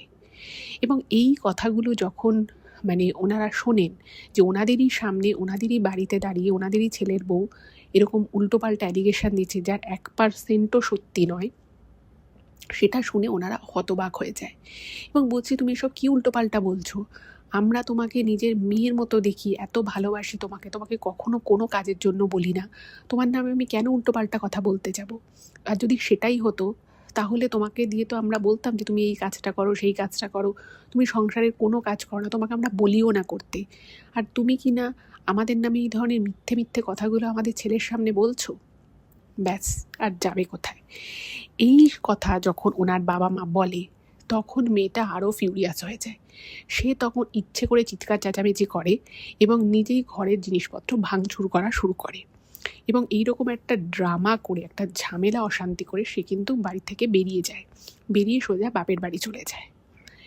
এইবার তো ওনার ভাই রীতিমতো হতবাক যে আমি কি করব এবার মেয়ে যখন তার বাপের বাড়ি গেছে, সে তার বাপের বাড়ি গিয়ে তার বাবা মাকে এত উল্টোপাল্টা কথা বলেছে তার শ্বশুর শাশুড়ির নামে, তার হাজব্যান্ডের নামে, যে আমার হাজব্যান্ড আমাকে মারধর করেছে, আমার শ্বশুর শাশুড়ি প্ররোচনা দিয়েছে এবং তারা আমাকে কাজ করাতো, কাজ করিনি বলে আমাকে অনেক উল্টোপাল্টা কথা বলেছে, এবং শুধু তাই নয়, আমার যে ননদ যে লন্ডনে থাকে সে পর্যন্ত আমাকে অনেক উল্টোপাল্টা কথা বলেছে ফোনে।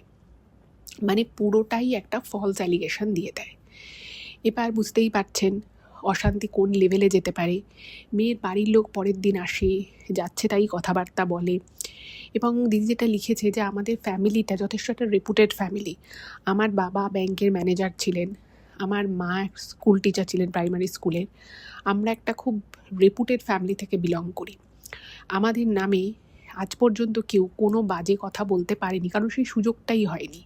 কিন্তু এখানে মানে আমার ভাইয়ের বিয়ে 6 মাসের মাথায় এরকম একটা অশান্তি হয়, এবং তার বাড়ির লোক এসে আমার বাবা মা আমার ভাইকে যাচ্ছে তাই কথাবার্তা বলে যায়। শুধু তাই নয়, ওরা মানে এই ম্যাডাম এই দিদিকেও আর কি ফোন করেছিল, উনি কোনো কারণে ফোনটা ধরতে পারেনি। তো এবার বুঝতেই পারছে সিচুয়েশন কতটা খারাপ। এবার ওনার ভাই সত্যি কথা বলতে কি ভালোবেসে ফেলেছিল মেয়েটিকে। বিয়ে হয়েছে, তার নিজের স্ত্রী, তাকে ভালোবাসবে, সম্মান করবে, এটাই স্বাভাবিক। তো ওনার ভাই না মানে প্রচণ্ড শকড হয়ে যায়, এবং সে তখন তার স্ত্রীকে একটা কথাই জিজ্ঞেস করে যে তুমি নিজে খুব ভালো করে জানো যে তুমি যে কথাগুলো বলছো, যে অ্যালিগেশনগুলো দিচ্ছ, সেগুলো সবটা মিথ্যে, 100-তে 100% মিথ্যে। কিন্তু তোমার উদ্দেশ্যটা কী, তোমার কারণ কী, কেন তুমি এটা আমার সাথে করলে? তো মেয়েটাকে জিজ্ঞেস করে, বহুবার জিজ্ঞেস করে, বাট মেয়েটি কোনো কথা বলে না, মানে মেয়েটি যেন পাত্তাই দেয় না। তো এই কেন করলো, এই কেনর উত্তরটা পেতে আরও 6 মাস মানে সময় লেগে যায়। তো এভাবে এই 6 মাসের মধ্যে মেয়েটি আবার কিছুদিনের জন্য বাপের বাড়ি থেকে শ্বশুর বাড়িতে আসে। ওনার ভাইকেই নিয়ে আসে, অনেক রকম বলে বুঝিয়ে বলে যে দেখো যা হবার হয়ে গেছে, এবার থেকে তুমি বলো তুমি কি চাও, সেভাবেই সব কিছু হবে। তুমি এমনিতেও কোনো কাজকর্ম করতে না, তোমাকে করতেও হবে না, কিন্তু তুমি এভাবে অশান্তি করো না, আর আমার বাবা মায়ের নামে এরকম ভুলভাল অ্যালিগেশন দিও না। ওদের বয়স হয়েছে, ওরা সারা জীবনে অনেক কিছু করেছে, তুমি এরকম প্লিজ বলো না। তো মেয়েটাও বললো ঠিক আছে ঠিক আছে, আমি খুব ভালো করে থাকবো, কোনো ব্যাপার না, আমি ভুল করে ফেলেছি, এরকম অনেক কথাবার্তা বলে। বলার পরে দিন 10 ঠিকঠাক চলে, তারপরে আবার যেকে সেই মানে মেয়েটা যেচে পড়ে ওর শ্বশুর শাশুড়ির সাথে এবং বরের সাথে অশান্তি করতো, মাঝে মধ্যেই অশান্তি করতো। এবং ওদের বাড়িটা ছিল দোতলা বাড়ি। এবার খুব যে বড় বড় রুমগুলো ছিল সেটা নয়। এবার হঠাৎ করেই মেয়েটা বলে যে মানে ওর বাবা মা থাকতো একতলায়, আর ওরা থাকতো দোতলায়।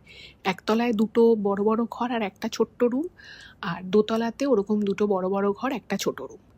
এবার বুঝতেই পারছেন যে শ্বশুর শাশুড়ি নিচে একতলায় থাকছে, দোতলায় 2টো ঘর, কিন্তু মেয়েটি সেটা পছন্দ না। মেয়েটি তখন ওর ভাইকে বলে যে আমাদের আর কয়েক মাস পরে 1 বছর পূর্ণ হবে বিয়ের, তো আমাদের অ্যানিভার্সারিতে তুমি আমাকে একটা ফ্ল্যাট গিফট করো। এবং মেয়েটি এটাও বলে দেয় যে তুমি যে ফ্ল্যাটটা কিনবে, যেহেতু তুমি আমাকে গিফট করবে, তো তুমি ফ্ল্যাটটা আমার নামে রেজিস্ট্রি করবে।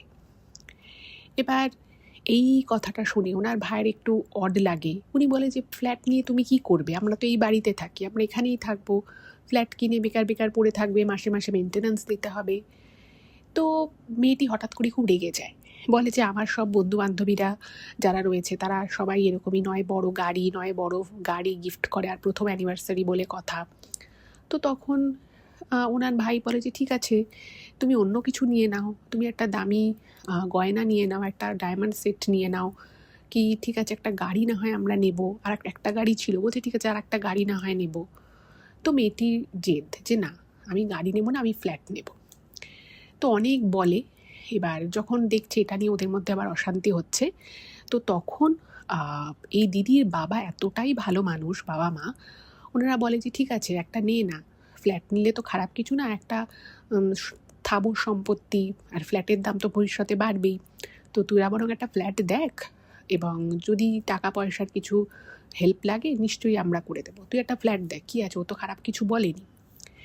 ভাবুন মানে মেয়েটার যে উদ্দেশ্য খুব একটা ভালো নয়, সেটা কিন্তু মানে ওনার বাবা মা, দিদির বাবা মা বুঝতে পেরেছিল যে হয়তো ও আমাদের সাথে থাকতে চাইছে না, আলাদা হয়তো সংসার করতে চাইছে ছেলেকে নিয়ে, সেটা তো ওনারা রাজি হয়ে যায়।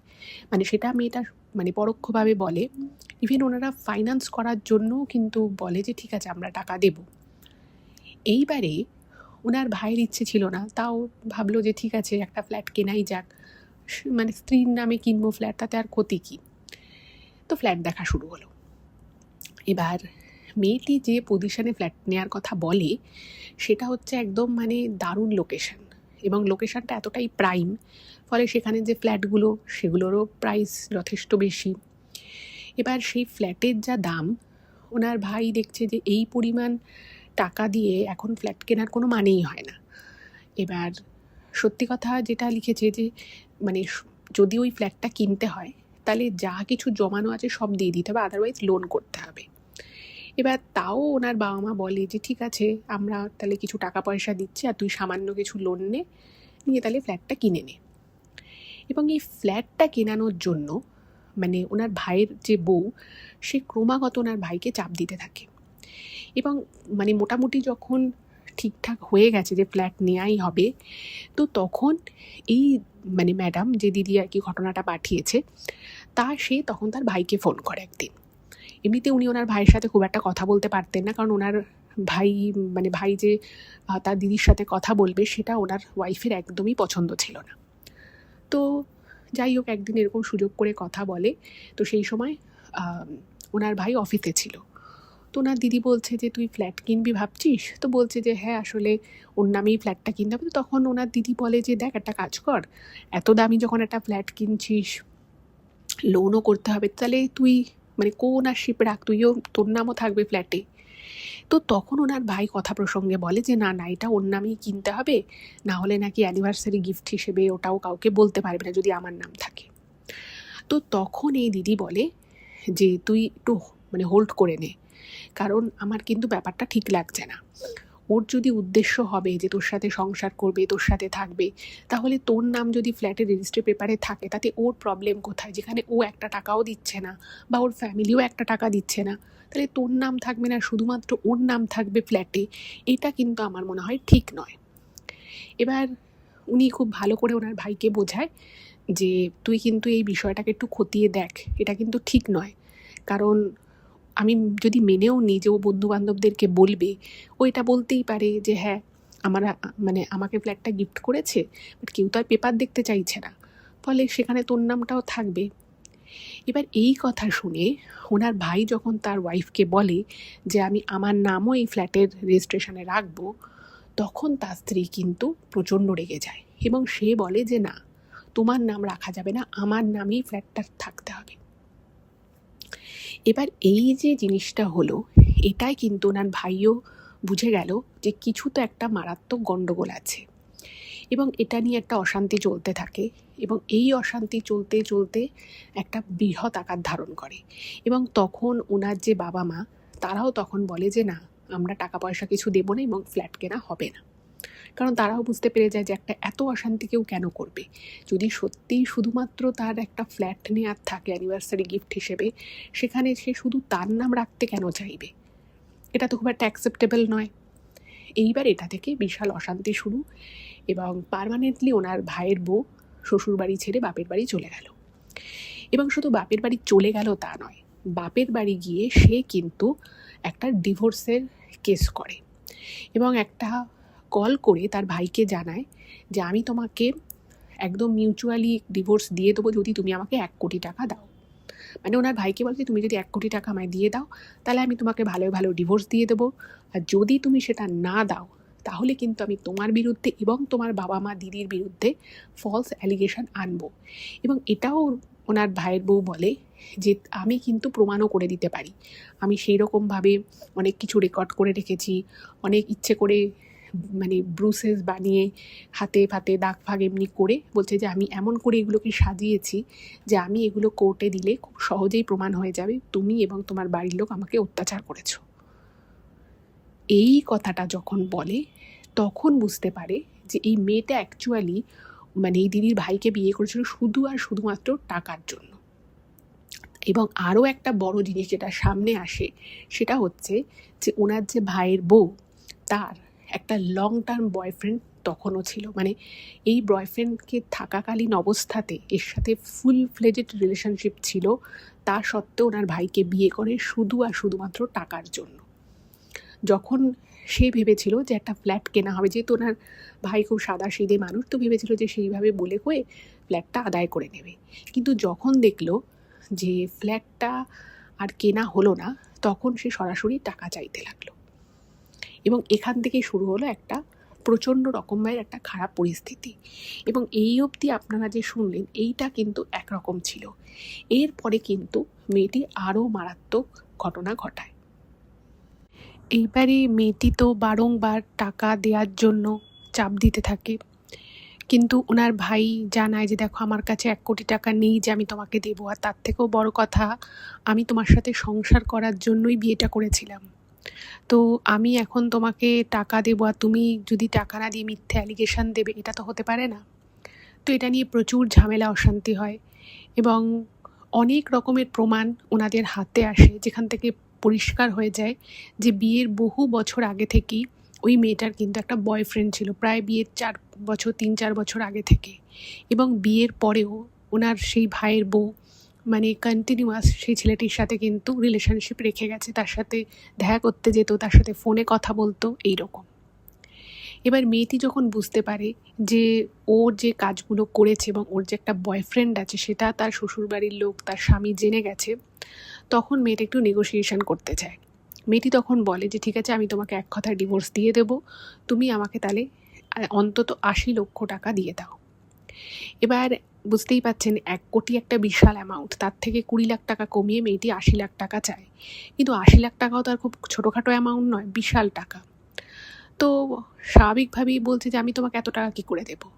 তো তখন মেয়েটি বলে যে তোমাদের যথেষ্ট টাকা পয়সা আছে, তুমি 2.5 বছর লন্ডনে ছিলে, তোমার দিদির কাছে টাকা আছে, তুমি যেখান থেকে পারো আমাকে জোগাড় করে টাকাটা দাও, যদি না দাও আমি কিন্তু এবার তাহলে এই ফলস অ্যালিগেশনগুলো দেবো এবং তোমার বাবা মা দিদি তুমি সবাই ফেঁসে যাবে। তো এই সময় কিন্তু ওনার যে দিদি মানে যে ম্যাডাম আমাকে ঘটনাটা পাঠিয়েছেন, তিনি তখন বিষয়টায় সরাসরি ইন্টারফেয়ার করে। উনি তখন বলে যে দেখো তোমার যা করার তুমি করে নাও, প্রমাণ আমাদের কাছেও কিছু কিছু আছে, তোমার যদি মনে হয় যে তুমি এগুলো করে শান্তি পাবে তাহলে পাও। এবার যেহেতু ওর বয়ফ্রেন্ড ছিল, তো এই দিদি বলে যে তুমি যদি আমার ভাইকে ডিভোর্স না দাও তাহলে তো তুমি সেকেন্ড ম্যারেজও করতে পারবে না, তো তোমার কী লাভ এরকম করে। অনেক কথাবার্তা হয়।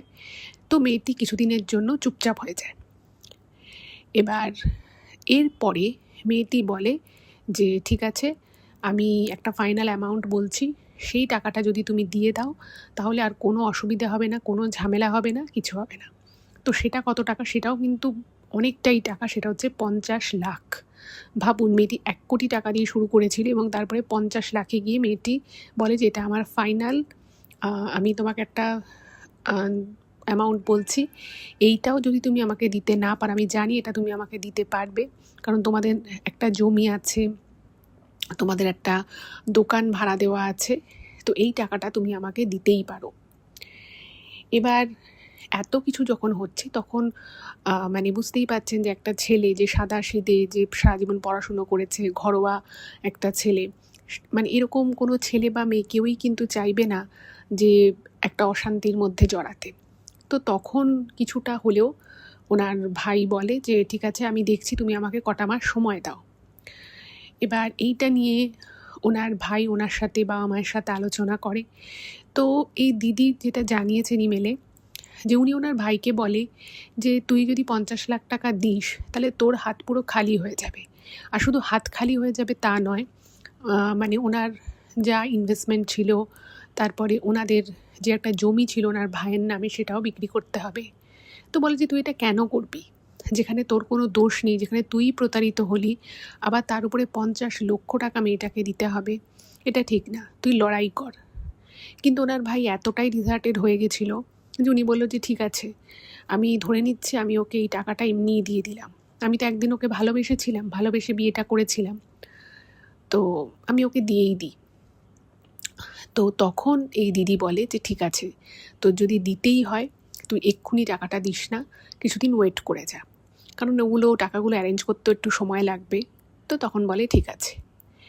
এবার দেখবেন যারা খুব অসৎ হয়, যাদের মনে শুধুমাত্র লোভ থাকে, পাপ থাকে, খারাপ চিন্তা থাকে, তারা না মানে কখনোই এমন কিছু ভাবতে বা এমন কিছু করতে পারে না যেটা ভালো।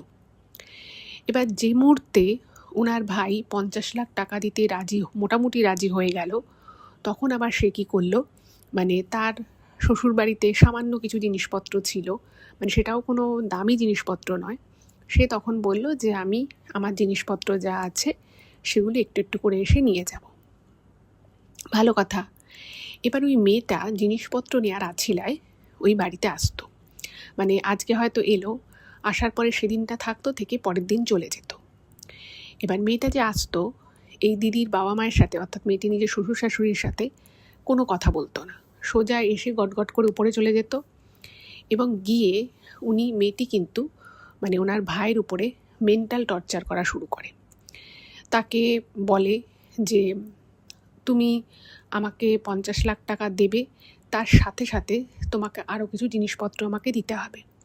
যেমন সোনার কিছু গয়নার কথা বলে, তারপরে বলে যে তুমি আমাকে কিছু দামি ঘড়ি গিফট করার কথা বলে। এবার স্বাভাবিকভাবেই একটা মানুষের পক্ষে এত কিছু করা তো সম্ভব নয়। তো ওনার ভাই যখন বলে যে না আমি এগুলো করতে পারবো না, আমি তোমাকে 50 লাখ টাকা দেবো বলেছি, কিন্তু আমি চেষ্টা করছি, আমি জানি না আদৌ আমি 50 লক্ষ টাকা জোগাড় করতে পারবো কি না। তো তখন ওই মেয়েটি বলে যে তুমি যদি আমাকে এই জিনিসগুলো না দাও, তাহলে আমি তোমার বাবা মায়ের অবস্থা এমন খারাপ করে দেব যে তুমি নিজের চোখের সামনে কিন্তু ওদেরকে মানে যাকে বলে প্রচণ্ড কষ্ট পেতে দেখবে, এবং সেটা তোমার একদমই ভালো লাগবে না।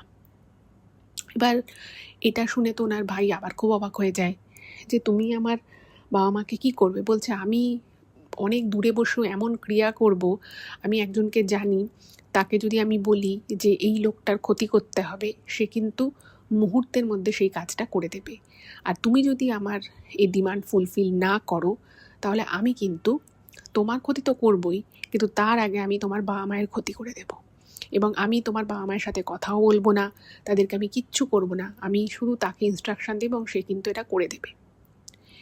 এবার এই কথাটা যখন ওনার ভাইকে বলে, তখন তার সাথে এটাও বলে যে এই 50 লক্ষ টাকার বাইরে যে আমি তোমার থেকে জিনিসগুলো নেব, এটা কিন্তু তুমি কাউকে বলতে পারবে না। যদি তুমি বলে দিয়েছো, বিশেষত তোমার দিদিকে, তাহলে কিন্তু তোমার বাবা মায়ের ক্ষতি হবে। এরকম বলে কিন্তু মানসিক অত্যাচার করা শুরু করলো। এবার ওনার ভাইকে যখন এটা বলে, স্বাভাবিকভাবেই উনি অতটা বিশ্বাস করেননি, ভেবেছে যে ফালতু কথা বলছে, এরকম আবার হয় নাকি। আর মেয়েটা সোজা উপরে চলে আসতো, মেয়েটা কিন্তু শ্বশুর শাশুড়ির সাথে কোনো কথাও বলতো না। তো ইন দ্য মিন টাইম কিছুদিনের মধ্যেই ওনার মা খুব অসুস্থ হয়ে পড়ে, এবং সেটাও কিন্তু খুব সাডেন ঘটনা ঘটে। মানে উনি কিছু মুহূর্ত আগে অবধিও একদম সুস্থ ছিলেন, কাজ করছিলেন, হঠাৎ করেই উনি প্রচণ্ড অসুস্থ হয়ে যান এবং ওনাকে হসপিটালাইজড করতে হয়। এবং যখন ওনাকে হসপিটালাইজড করা হয়, তখন জানা যায় যে ওনার একটা দুটো নয়, প্রায় 4-5টা শারীরিক যে ইম্পর্টেন্ট প্যারামিটার হয়, সেগুলো সব প্রচণ্ড রকমভাবে বেড়ে গেছে। এবং ডাক্তারও খুব অবাক হয়ে যায় যে হঠাৎ করে এত কিছু মানে আউট অফ কন্ট্রোল কী করে চলে গেল। ওনাকে রীতিমতো 7-8 দিন হাসপাতালে থাকতে হয়, এবং তারপরে ওনার মাকে কিন্তু ডিসচার্জ করে। তারপরেও ডাক্তার বলে দেয় যে ওনাকে এখন থেকে খুব সাবধানে থাকতে হবে। এটা একটা বিশাল বড় মানে একটা যাকে বলে ওনাদের কাছে ধাক্কা। এবং ওনার ভাই কিন্তু এই কথাটা সত্যিই কাউকে বলেনি যে আমার থেকে ঘড়ি চেয়েছে, গয়না চেয়েছে। তো একদিন ওনার ভাই দেখে যে ওনার মায়ের শাড়ি যে কাবার্ডে থাকে, উনি কিছু একটা কারণে কাবার্ডটা খুলেছিল, উনি দেখেন ওনার মায়ের যেখানে শাড়িপত্র থাকে সেই শাড়ির 2-3টে কোনা কেউ মনে হচ্ছে যেন কাঁচি দিয়ে কেটে নিয়েছে, এবং সেখানে একটা তাবিজ, এবং তাবিজের পাশে একটা লাল রঙের আর একটা কালো রঙের পুঁটলি ছিল। এই জিনিসগুলো যখন উনি দেখে, তখন ওনার ভাই খুব ভয় পেয়ে যায় এবং বুঝতে পারে যে এই যে ওনার ওয়াইফ ওনাকে এই কথাগুলো বলে গেছিল, তার মানে ওনার ওয়াইফ এমন কিছু করছে যার জন্য ওনার মা অসুস্থ হচ্ছে। এবং যখন এগুলো উনি পায়, তখন কিন্তু এই দিদির ভাই ওনাকে পুরো বিষয়টা বলে। তো দিদি বলছে তুই আমাকে আগে কেন এগুলো বলিসনি। বলছে না, ও আমাকে বলতে বারণ করেছিল, বিশ্বাস কর আমি মানে বুঝতে পারিনি যে ও যেটা আমাকে বলেছে সেটা ও করবে, আর এরকম যে আদৌ করা সম্ভব সেটাই আমার জানা ছিল না, কারণ ও যখন আমার কথাগুলো বলে, সত্যি বলতে কি আমি একটুও বিশ্বাস করিনি। তো ওনার দিদি তখন বলে যে তুই 1 টাকাও দিবি না, তুই শুধু এটুকু বলবি যে আমি মোটামুটি টাকা জোগাড় করেই ফেলেছি, আর 1 মাসের মধ্যে আমি তোমায় টাকা দিয়ে দেবো এবং জিনিসগুলোও দিয়ে দেবো, কিন্তু তুই ওর সাথে কোনো রকম তর্ক ঝগড়া কিছুতে যাবি না, বাট এটা ওকে বলবি যে আমার বাড়ির লোক কেউ যদি অসুস্থ হয় বা কারোর যদি তুমি কোনো ক্ষতি করো, তাহলে কিন্তু আমি তোমাকে একটা টাকাও দেবো না। তুই একটু ঘুরে দাঁড়া, তুইও একটু নিজের জোর দেখা, কারণ তুই যদি সবসময় এরকম নিজের ভালো মানুষটাকে নিয়েই চলিস এইসব মানুষের কাছে, তারা কিন্তু সুযোগ নেবে। তো ওনার ভাই, ওই যে বললাম, দেখবে সব মানুষ না সমান হয় না। অনেক মেয়েরা যেমন খুব সাদাসিধে হয়, মানে অত বেশি তেড়ে ফুড়ে উঠে কথা বলা বা সবসময় অত বেশি ভোকাল হয় না, অনেক ছেলেও কিন্তু এরকম হয়, অনেক ছেলেও এরকম সাদাসিধে হয়, ভালো হয়। তো ওনার ভাই বলল ঠিক আছে। এবার মেয়েটা মাঝে মধ্যেই মানে জিনিসপত্র নিয়ে রাছিলায় বাড়িতে আসতো, এবং আসার পরে কিন্তু বিভিন্ন রকমের উল্টো পাল্টা কথা বলে মানসিকভাবে নির্যাতন করতো, এবং মাঝে মধ্যে মানে বলা যেতে পারে এক প্রকার জোর করে বলতো যে তোমার জন্য আমি একটা জিনিস এনেছি, তোমাকে খেতে হবে। তো এই বলে জোর করে 1-2 বার ওনার ভাইকে মিষ্টি খাওয়ায়, একটাই মিষ্টি খাওয়ায়। এবার ওই মিষ্টিটার মধ্যে যে কিছু মেশানো ছিল বা ওই মিষ্টিটা কোনো ক্রিয়া আদি করে যে ওনার ভাইকে খাওয়ানো হয়েছে, সেটা কিন্তু ওনার ভাই বুঝতেই পারেনি। যাই হোক, এবার ওনাদের যেটা প্ল্যান ছিল যে মেয়েটা এরকম করবে, মেয়েটা এরকম কিছু কথা বলবে এবং সেই কথাগুলো ওনার ভাই রেকর্ড করে রেখে দেবে, যাতে পরবর্তী ক্ষেত্রে যখন কেস হবে তখন সেটাকে এভিডেন্স ওনারা দেখাতে পারে। এবার এভাবে উনি এভিডেন্স জোগাড় করছে, কারণ মেয়েটা যখন এই কথাগুলো বলতো ওনার ভাই রেকর্ড করতো, সবই ঠিক ছিল। কিন্তু হঠাৎ করে ওনার ভাই প্রচণ্ড অসুস্থ হয়ে যায়, এবং এতটাই অসুস্থ হয়ে যায় মানে জাস্ট 1 রাতে জ্বর হয়, এবং সেই জ্বর সারে তো নাই, উল্টে মানে ওনার সারা শরীর কাঁপুনি দিয়ে একটা কনভালশন মতো হতে থাকে। এদিকে ওনার মা অসুস্থ, তার মধ্যে ছেলে অসুস্থ।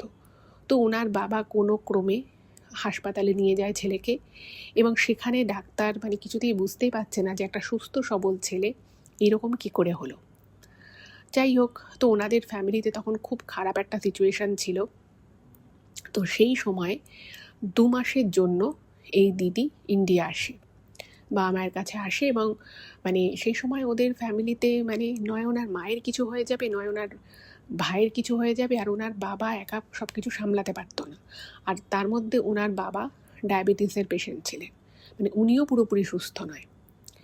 যাই হোক, একটা খুব খারাপ সময়ের মধ্য দিয়ে 8-10 দিন যায়, এবং এই 8-10 দিনে ওনার ভাইয়ের শারীরিক অবস্থার আরও অবনতি হয়, এবং সেখান থেকে ওরা ডিসচার্জ করিয়ে আর একটা বড় ভালো ফেসিলিটির হাসপাতালে নিয়ে যায়, এবং সেখানে একজন বড় ডাক্তারের সাথে কনসাল্ট করা হয়। তো সেই ডাক্তারবাবু ট্রিটমেন্ট শুরু করে, এবং তাতে আস্তে আস্তে কিন্তু ওনার ভাই রেসপন্স করা শুরু করে। এবং এই যে ওনার ভাইয়ের এত শারীরিক মানে এত ডিটোরিয়েট করে গেছিলো, তো সেই সময় কিন্তু এই দিদি যেটা লিখেছেন যে উনি ওখানকারই একটা মন্দির ছিল, মা দুর্গার মন্দির, তো সেখানে উনি মানত করেছিল যে আমার ভাইকে তুমি সুস্থ করে দাও, আমি তোমাকে আমার সাধ্যমতো সোনা দিয়ে তোমাকে আমি পুজো দিয়ে যাব, আমরা সপরিবারে পুজো দেব। যাই হোক, মা ওনার ডাক শুনেছিলেন, ওনার ভক্তি শ্রদ্ধায় উনি সাড়া দিয়েছিলেন, এবং ওনার ভাই কিন্তু মোটামুটি সুস্থ হয়ে যায়। এবার ডাক্তার, ওখানে এত বড় ডাক্তারকে ওনারা রেখেছে মানে দেখানোর জন্য আর কি রিকোয়েস্ট করেছিলেন, সবই হয়। কিন্তু ডাক্তার এখানে একটা কথা বলে যে এই যে বিষয়টা হয়েছে, এইভাবে যে কারোর এভাবে মানে শারীরিক অবস্থা ডিটোরিয়েট করতে পারে, এটা কিন্তু খুব স্বাভাবিক নয়, এবং এটা ভীষণই রেয়ার, উনি এটা কিন্তু বলে দেন। এদিকে ওই মেয়েটা বারংবার কিন্তু মানে চাপ সৃষ্টি করতে থাকে, এবং যেই দেখে যে এই দিদি এবার এসেছে, মেয়েটা কিন্তু আরও রেগে যায়, এবং মেয়েটি তখন এই দিদিকে বলে যে আমি এবার পুলিশের কাছে গিয়ে বলবো যে আমার এই ননদ আমাকে অত্যাচার করেছে, আমি জানি আমার বর এমনিতে ভালো মানুষই, ও কিন্তু আমার টাকাটা দিয়ে দিত, আমি শিওর যে তুমি ওকে কিছু একটা বলেছো এবং ও আমাকে সেই জন্য টাকাটা দিচ্ছে না। তো তখন এই দিদির প্রচণ্ড রাগ হয়, এবং সে বলছে যে তুমি আমাদের পরিবারের এত ক্ষতি করেছো, তাতেও তোমার মানে শান্তি হচ্ছে না, ঠিক আছে আমি তোমাকে আজকে সরাসরি বলছি, আমি তোমাকে আমার ভাইয়ের থেকে আমার পরিবারের থেকে একটা টাকাও দিতে দেবো না, আমি দেখি তুমি কত দূর যেতে পারো। এবার ইন দ্য মিন টাইম যখন দিদি এসে শোনে যে ওনার মায়ের আলমারি থেকে এরকম শাড়ির অংশ কাটা পাওয়া গেছে, পুটলি, তার মধ্যে তাবি যেগুলো পাওয়া গেছে, তো দিদি বাড়িতে এসে মানে ওনার যে ভাই যে ঘরে থাকতো সেই ঘরের আলমারি সমস্ত ঘরের সব জিনিসপত্র উনি একদম থরলি খোঁজে, এবং খুঁজতে খুঁজতে উনি দেখেন যে ওনার ভাইয়ের যেখানে জামা কাপড় থাকে, জিনিসপত্র থাকে, সেখানে একটা কালো পুঁটলি ছিল, এবং সেই পুঁটলিটা যখন উনি খোলেন উনি দেখেন ওখানে সিঁদুর লেপা একটা গাছের পাতা, কোন পাতা উনি জানেন না, বাট সিঁদুর লেপা, এবং সেখানে কিছু কালো তিল এবং আর কিছু ছাই ভস্য রয়েছে। এবং এটা দেখে উনি বুঝে যান যে ওনার ভাইয়ের উপরে কালো জাদু বা এই টাইপের কিছু যাতে ওনার ভাইয়ের ক্ষতি হয় সেটা মেয়েটা করেছে। এবার এইটা উনি পুরো ভিডিও টিডিও করে রাখেন, এবং সমস্ত আলমারি খুঁজে উনি কিন্তু আরও এমন কিছু জিনিস পান যেগুলো ওনাদের ঘরে কি করে এলো সেটা মানে কেউ জানে না। তো এরপরে ওই যে মন্দিরে উনি মানত করেছিল সেখানেই উনি আবার মানত করেন যে তুমি আমার ভাইকে প্রাণে বাঁচিয়ে দিলে মা, তোমার অনেক কৃপা, তুমি এবার আমার ভাইকে এই মানে এই যে সমস্যা, এই যে শুধু শুধু যে আমার ভাইকে ফাঁসানো হচ্ছে, এখান থেকে তুমি উদ্ধার করো। যাই হোক, তো এরপরে প্রচুর অশান্তি হয়, মেয়েটা সত্যি সত্যি ফলস অ্যালিগেশন দিয়ে কেসও করে। কিন্তু একটা সময় আসে যখন কিছু একটা মানে ভগবানের আশীর্বাদেই একটা পরিবর্তন আসে মেয়েটার মধ্যে। মেয়েটা যখন বুঝতে পারে যে এই কেস চলেই যাবে, মেয়েটি একটা টাকাও পাবে না, তখন কিন্তু মেয়েটা নিজে থেকে কেসটা উইথড্র করে নেয়, এবং সেটা হতেও কিন্তু প্রায় 2 বছর সময় লেগে যায়। 2 বছর পরে মেয়েটা কেসটা উইথড্র করে নেয় এবং ওদের মিউচুয়ালি ডিভোর্স হয়ে যায়। বাট ডিভোর্সের সময় নাকি মেয়েটা বলেছিল যে তোরা আমাকে টাকা পয়সা দিলি না, তোরা খুব সুখে থাকবি, তোদের একটা ক্ষতি তো হবেই, দেখে রাখিস, এরকম নাকি বলেছিল। খুব অদ্ভুতভাবে তারপরে কিন্তু আবার দিদির মা এবং ভাই দুজনেই খুব অসুস্থ হয়ে যায়, এবং আনফর্চুনেটলি ওনার মা মারা যায়। এবং অদ্ভুতভাবে ওনার মা যেদিন মারা যায় ঠিক সেদিনই কিন্তু ওনার ভাই সুস্থ হয়ে ওঠে। যাই হোক, কিছু কিছু বিষয়ের তো এক্সপ্লানেশন থাকে না। দেখুন, আমি মনে করি জন্ম মৃত্যু এটা ভগবানের হাতে। হয়তো ওনার মায়ের ওই দিনই ওইভাবেই চলে যাওয়ার ছিল, কিন্তু ওনার মা চলে যাওয়ার পরেই ছেলে প্রাণ ফিরে পেল, ছেলের বিপদ কেটে গেল। এটা হয়তো মায়ের ভালোবাসা। মা হয়তো মনে প্রাণে চেয়েছিলেন যে আমার যা হয় হোক, আমার ছেলেটা ভালো থাকুক। তো ভগবানও হয়তো এটাই চেয়েছিলেন। তো এরপরে আরও বেশ কিছু সমস্যা হয়। ওনার ভাইয়ের দীর্ঘ সময় একটা মানসিক সমস্যা, একটা মানসিক ট্রমার মধ্য দিয়ে গেছিল। তারপরে এই দিদি আবার ওনার ভাইকে যেখানে কাজ করতো লন্ডনে, সেখানে আবার নিয়ে যায়, এবং বর্তমানে ওনার বাবাই আর কি বলে যে আমি একা থেকে নেব, তুই ভাইকে নিয়ে চলে যা, কারণ ওর ভালো থাকাটা খুব দরকার। তো উনি জানিয়েছেন যে আমার বাবা বছরে 1 থেকে 2 বার আসে, আমরাও আসি, আর এখন ওনার বাবা একটা সিনিয়র লিভিংয়ে থাকেন। এখন ভালো আছে, ওনার ভাই অনেকটাই ভালো আছে, এবং আগামী বছর 2027 ফেব্রুয়ারিতে ওনার ভাইয়ের বিয়ে, লন্ডনেই বিয়ের ছোট্ট করে একটা অনুষ্ঠান হবে, ওনার বাবাও আসবে। এবং উনি বলেছেন যে মানে আপনারা সকলে একটু প্রার্থনা করবেন যেন আমার ভাই এবার খুব সুখী হয়, কারণ ও জীবনে এত দুঃখ পেয়েছে, এত কষ্ট পেয়েছে, আমি দিদি হয়ে এটা দেখেছি, এটা আমি জানি ও কতটা ভালো ছেলে এবং ও কী পরিমাণ কষ্ট পেয়েছে, যেটা ও ডিজার্ভই করে না। তো অবশ্যই আগামী দিনে উনি খুব সুখী হন, এটাই আমিও চাই, ইভেন আমার মনে হয় সমস্ত শ্রোতা বন্ধুরাই তাই চায়। আজকের এপিসোড এ পর্যন্তই, আবার পরের এপিসোডে দেখা হবে। নমস্কার।